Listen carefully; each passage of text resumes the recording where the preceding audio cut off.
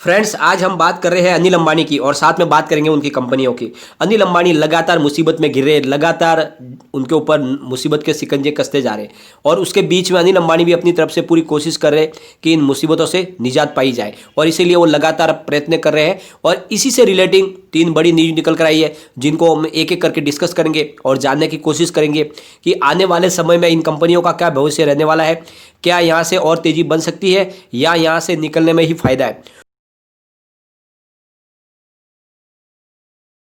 अगर कोई चाहता है इन कंपनियों में इन्वेस्टमेंट करना तो क्या इस लेवल पे वो कर सकता है, तो वो सारी जानकारी आपको इस वीडियो के माध्यम से मिल जाएगी। लेकिन फ्रेंड, उससे पहले अगर आप पहली बार मेरे चैनल पे आए तो चैनल को सब्सक्राइब कर दीजिए, एक बेल आइकॉन दबा दीजिए ताकि जब भी नया वीडियो बनाऊँ पहला नोटिफिकेशन आपको मिले।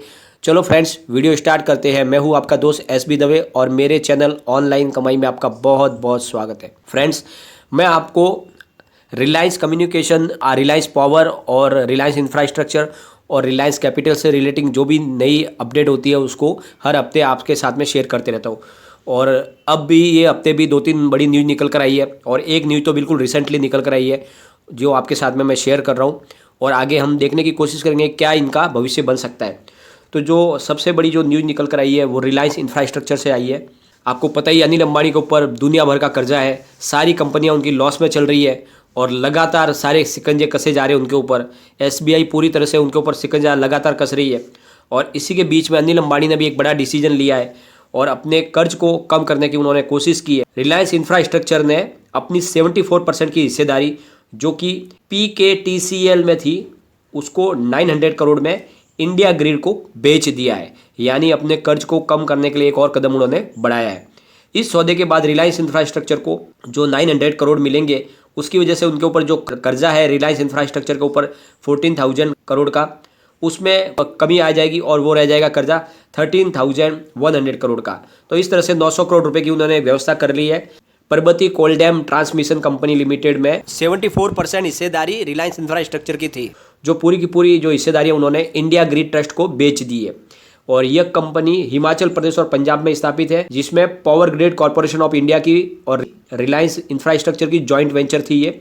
और इसमें से अब रिलायंस इंफ्रा ने अपनी पूरी जो हिस्सेदारी थी 74% की वो अब बेच दी है इंडिया ग्रिड को। तो इस तरह से जो पैसे मिलेंगे उससे उनके कर्ज में थोड़ी सी कमी आएगी। और इससे पहले भी उन्होंने एक निर्णय लिया था और रिलायंस इंफ्रास्ट्रक्चर ने दिल्ली आगरा टोल रोड की 100% हिस्सेदारी थी वो बेच दी थी 3,600 करोड़ में और उसकी वजह से भी थोड़े कर्ज में कमी आई थी। तो इस तरह से वो लगातार निर्णय ले रहे कि जहाँ से उनको मौका मिल रहा है अपने कारोबार को बेच के उनको समेट कर उसमें से पैसे है जो कर्ज में कमी करने में लगा रहे। दूसरी जो न्यूज़ निकल कर आई है फ्रेंड वो है अनिल अंबानी ग्रुप की कंपनी रिलायंस कैपिटल से रिलेटिंग है। फ्रेंड्स, अनिल अंबानी के ऊपर रिलायंस कैपिटल में कर्जा और बढ़ गया है। 31 अगस्त 2020 तक रिलायंस कैपिटल पर कर्जा था 19,805.7 करोड़ का कर्जा था, जो अब दिसंबर में बढ़कर हो गया है 20,379.71 करोड़ का कर्जा। यानी लगातार उसके ऊपर ब्याज बढ़ रहा है और उसकी वजह से उनके कर्जे की अमाउंट भी बढ़ती जा रही है और अब चली गई है 20,000 करोड़ के पार चली गई है उनके कर्जे की अमाउंट। इसमें जो जिसका कर्ज है उसमें HDFC बैंक का करीब 523.98 करोड़ का कर्ज है, एक्सिस बैंक का 100.63 करोड़ का कर्ज है और दूसरी और बैंकों का और फाइनेंशियल इंस्टीट्यूशन का 700.67 का कर्जा है। और रिलायंस होम फाइनेंस के ऊपर करीब 13,000 का कर्ज है, जो जबकि इसके पहले 31 दिसंबर तक रिलायंस होम फाइनेंस के ऊपर करीब 12,943.18 करोड़ का कर्जा था, वो भी बढ़कर अब 13,000 करोड़ हो गया है। तो इस तरह से लगातार कर्ज बढ़ रहा है और उसी कर्ज में अनिल अंबानी लगातार डूब रहे हैं और इसी वजह से अब जो तीसरी न्यूज निकल कर आ रही है उसमें अनिल अंबानी के लिए और मुसीबत पैदा होने वाली है। फ्रेंड्स, SBI ने रिलायंस कम्युनिकेशन, रिलायंस टेलीकॉम और रिलायंस इंफ्राटेल को कंपनियां हैं उनके बैंक अकाउंट को फ्रॉड घोषित कर दिया है। जो पिछले दिनों न्यूज निकल के आ रही थी उन्होंने कहा था इनको फ्रॉड कहा था, लेकिन अब उन्होंने उनको SBI ने घोषित कर दिया है। SBI का कहना है कि ऑडिट डिवीजन की टीम ने जब इन खातों की जांच की है तो इन खातों में पैसों की हेराफेरी और गड़बड़ी के सबूत मिले हैं। हमको अकाउंट फ्रॉड घोषित हो चुके हैं, इसलिए अब इनकी CBI जांच हो सकती है। लेकिन फिलहाल कोर्ट की तरफ से अनिल अंबानी को थोड़ी सी राहत दी गई है और SBI को कोर्ट की तरफ से कहा गया कि आप फिलहाल कोई भी नया इसमें कदम नहीं उठा सकते, यानी नई कार्रवाई करने से मना किया गया है बैंकों को। यानी फिलहाल SBI चाहकर भी इन तीनों कंपनियों पर कोई कार्रवाई नहीं कर सकती। और जो RBI ने यह नियम बनाया था वो 2016 में बनाया था कि कोई भी अगर लोन लेता है और लोन लेने के बाद अगर लोन नहीं चुकाता है तो बैंक उसके अकाउंट को एनपीए घोषित कर देती है। फिर उसकी ऑडिटिंग की जाती है और अगर उसमें पैसों के गलत हेरफेर का मामला सामने आता है तो फिर बैंक उसको फ्रॉड घोषित कर दिया जाता है उसके अकाउंट को। और इस फ्रॉड घोषित करने के जो नियम है उसके तहत आरबीआई को 7 दिन के अंदर इसकी जानकारी देनी पड़ती है। और उसके बाद में फिर अगर अमाउंट 1 करोड़ के ऊपर है तो इसकी जांच सीबीआई के द्वारा की जाती है और इसकी शिकायत सीबीआई में की जाती है और फिर वो जांच करती है। लेकिन अमाउंट अगर 1 करोड़ से नीचे है तो इसकी शिकायत पुलिस में की जाती है और फिर पुलिस अपनी तरफ से इसकी जांच करती है। तो इस तरह से फ्रॉड अकाउंट के लिए ये नियम बनाया गया था 2016 में आरबीआई की तरफ से। फिलहाल कोर्ट ने 11 जनवरी तक अनिल अंबानी की तीनों कंपनियों को यानी रिलायंस कम्युनिकेशन, रिलायंस टेलीकॉम और रिलायंस इंफ्राटेल को अपना जवाब दाखिल करने को कहा है और उन्हें बताना होगा कि क्यों ना उनकी कंपनियों को फ्रॉड घोषित किया जाए। तो इस पर अभी फिलहाल 11 तारीख तक के लिए रोक लगा दी गई है कोर्ट की तरफ से, लेकिन आगे आने वाले समय में मुसीबत का दौर आने वाला है इन कंपनियों पे। तो इस तरह से जो सेटलमेंट होने के लिए जो कगार पे था ये आरकॉम का, लेकिन उसमें मामले में एसबीआई ने बड़ी अड़ंगे लगा दी है और इस वजह से ये मामला थोड़ा और अटकने की तैयारी हो गई।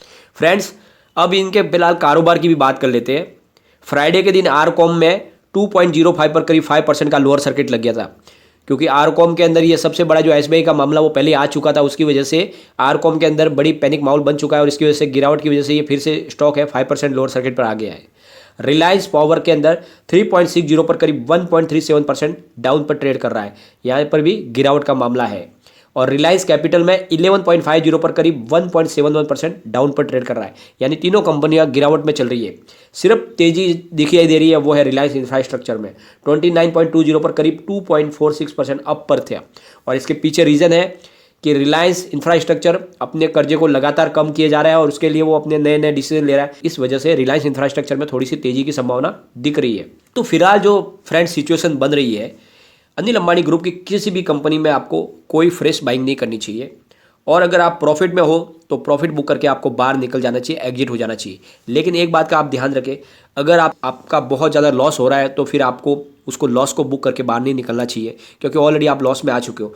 तो आगे आने वाले समय में कुछ अच्छा इनके भविष्य हो सकता है, अच्छा निर्णय सरकार की तरफ से लिया जा सकता है, तो इनके शेयरों में भी तेज़ी आराम से बन जाएगी। तो इसलिए उस विश्वास के ऊपर हमें अभी उसमें रुके रहना चाहिए, क्योंकि लॉस तो ऑलरेडी हो चुका है। तो लॉस बुक करके बाहर निकालने से कोई फ़ायदा नहीं है, आपको वेट करना चाहिए, कुछ ना कुछ तो अच्छा हो जाएगा। लेकिन फिलहाल जो सिचुएशन दिख रही है अनिल अंबानी ग्रुप की कंपनियों के लिए अच्छी नहीं है और अनिल अंबानी अपनी तरफ से कोशिश कर रहे हैं कि वो इस कर्ज में से बाहर निकल जाए। पिछले दिनों उन्होंने कहा भी था कि जो हमारे ऊपर फ्रॉड का इल्ज़ाम लगाया गया वो हमें मान्य नहीं है और हमने कंपनी में कोई फ्रॉड नहीं किया है, हमारी तरफ से हमारे अकाउंट सब क्लियर है।